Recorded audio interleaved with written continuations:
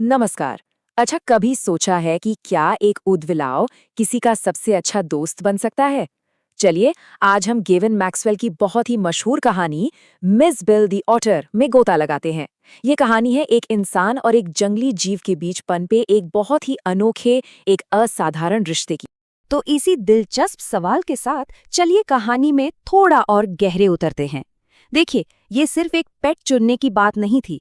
ये एक ऐसा फैसला था जिसने लेखक की दुनिया को, आप कह सकते हैं, हमेशा हमेशा के लिए बदल कर रख दिया। तो इस कहानी के जो हीरो हैं वो हैं लेखक गैविन मैक्सवेल। हुआ ये कि उन्होंने हाल ही में अपना प्यारा कुत्ता खो दिया था और उसके जाने के बाद ना उनकी जिंदगी में एक अजीब सा खालीपन आ गया था।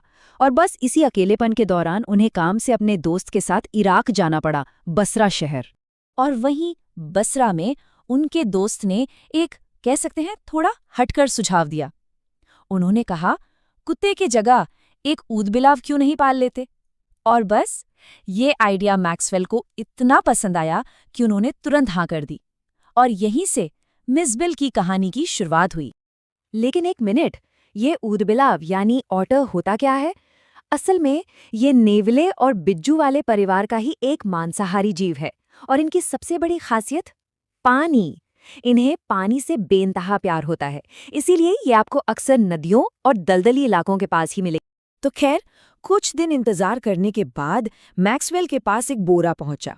उन्होंने जैसे ही उसे खोला, अंदर से कीचड़ में लिपटा हुआ एक छोटा सा प्यारा सा जीव निकला, वही ऊदबिलाव। और मैक्सवेल ने उसका नाम रखा मिस बिल। अब देखिए, शुरुआत उतनी आसान थी नहीं। जरा सोचिए, मिस बिल अपनी दुनिया से एकदम दूर, एक अनजान कमरे में एक अनजान इंसान के साथ। वो डरा हुआ था, सहमा हुआ था, जो कि बिल्कुल नेचुरल है। आखिर भरोसा बनने में थोड़ा वक्त तो लगता ही है ना। लेकिन जैसे ही मिस बिल थोड़ा कंफर्टेबल हुआ ना, उसका असली चंचल अंदाज सामने आ गया। अरे भाई, पानी से तो उसे जैसे मोहब्बत ही थी। इतना कि उसने बाथरूम का नल खुद ही खोलना सीख लिया था। वो घंटों तक कंचों और पिंग पोंग बॉल से खेलता रहता। और कमाल की बात तो ये है कि उसने एक टूटे फूटे सूटकेस को ही अपना प्लेग्राउंड बना लिया था। तो अब घर लौटने का समय आ गया था। लेकिन एक बहुत बड़ी चुनौती सामने खड़ी थी। वो क्या? एक ऊदबिलाव को इराक से लंदन, वो भी हवाई जहाज में, कैसे ले जाया जाए? ये सफर सही मायनों में उन दोनों की दोस्ती का सबसे बड़ा इम्तिहान होने वाला था। तो सबसे पहली दिक्कत तो ये आई कि ब्रिटिश एयरलाइंस ने साफ साफ मना कर दिया। मैक्सवेल को फिर एक दूसरी एयरलाइन मिली, लेकिन उनकी एक शर्त थी कि मिसबिल को एक छोटे से बॉक्स में सफर करना होगा। अभी बेचारे मिसबिल के लिए किसी सजा से कम नहीं था।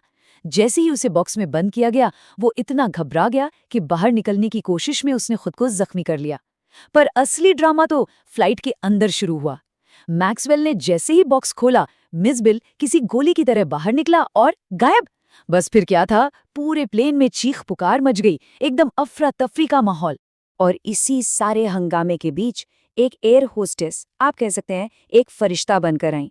उन्होंने बड़े ही शांत दिमाग और समझदारी से ना सिर्फ मिसबिल को ढूंढ निकाला, बल्कि उनकी दयालुता ने मैक्सवेल को उस तनाव भरे माहौल में थोड़ी राहत भी दी। खैर, जैसे तैसे वो लोग लंदन पहुंचे और यहाँ से मैक्सवेल और मिसबिल की एक नई जिंदगी शुरू हुई। अब जरा कल्पना कीजिए, लंदन की सड़कों पर एक ऊदबिलाव घूम रहा है। मतलब ये नज़ारा अपने आप में ही कितना अजीब और अनोखा रहा होगा। जाहिर सी बात है, लंदन के लोगों ने अपनी जिंदगी में कभी ऊदबिलाव देखा ही नहीं था। तो जब भी मैक्सवेल मिसबिल को पट्टा बांधकर घुमाने ले जाते थे, तो लोग तरह तरह के अंदाजे लगाते थे। कोई उसे बेबी सील कहता, तो कोई उसे गिलहरी समझता। अरे, किसी किसी ने तो उसे छोटा सा दरियाई घोड़ा तक समझ लिया था। लेकिन सबसे मजेदार रिएक्शन आया एक मजदूर का। उसने अपना काम वाम रोका, बड़ी हैरानी से मैक्सवेल की तरफ देखा और बस इतना पूछा, ए मिस्टर, ये क्या चीज है भाई? और सच कहूं तो उसका ये सीधा सा सवाल ही लंदन वालों की हैरानी को सबसे अच्छे से दिखाता है। तो चलिए, अब कहानी के उस हिस्से पर आते हैं जो हमें बताता है कि ये कहानी सिर्फ एक अनोखे पालतू जानवर की नहीं है। नहीं, ये उससे कहीं बढ़कर है। ये एक गहरे रिश्ते और उससे मिले सबक के बारे में भी है।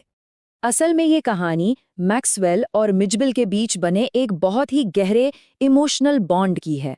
ये हमें याद दिलाती है कि दोस्ती और प्यार ये किसी प्रजाति, किसी बाउंड्री के मोहताज नहीं होते, ये बस हो जाते हैं। मिस बिल की कहानी तो यहाँ खत्म हो जाती है, पर अपने पीछे एक बहुत बड़ा सवाल छोड़ जाती है। सवाल ये कि क्या हम उन जीवों के लिए भी अपने दिल में प्यार और जगह बना सकते हैं जिनके बारे में हम ज्यादा कुछ जानते ही नहीं। ये अनोखी दोस्ती हमें यही सिखाती है कि हमारा दिल, हमारी सहानुभूति सिर्फ इंसानों के लिए नहीं बल्कि हर जीव के लिए होनी चाहिए।